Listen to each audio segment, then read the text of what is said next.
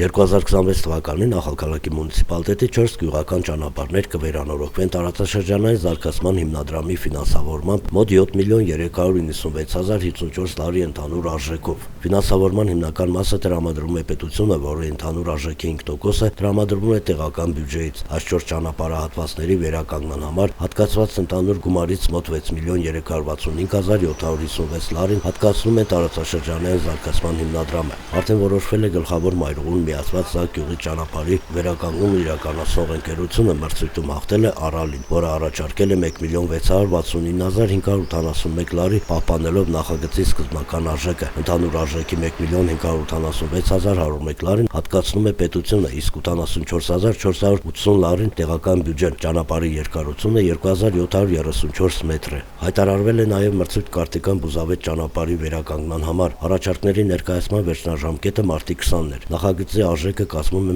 1.933.569 լարի, որից 1.836.890 լարին հատկացնում է պետությունը, իսկ 96.679 լարին տեղական բյուջեի համաֆինանսավորումը։ Ճանապարհի երկարությունը 4175 մետր է։ Հայտարարվել է նաև մրցույթ Խոսպիոյի կողմից Մուրջախետ գյուղ տանող ճանապարհի վերականգնման համար։ Աշխատանքների ընդհանուր արժեքը կազմում է 2.998.476 լարի։ Առաջարկների ներկայացման վերջնաժամկետը մարտի 27-ն է։ Խարսեփ գյուղից մինչև Ազմանա գյուղ տանող ճանապարհը նույնպես կվերանորոգվի տարածաշրջանային զարգացման հիմնադրամի ֆինանսավորմամբ։ Հատվածի երկարությունը 1725 մետր է։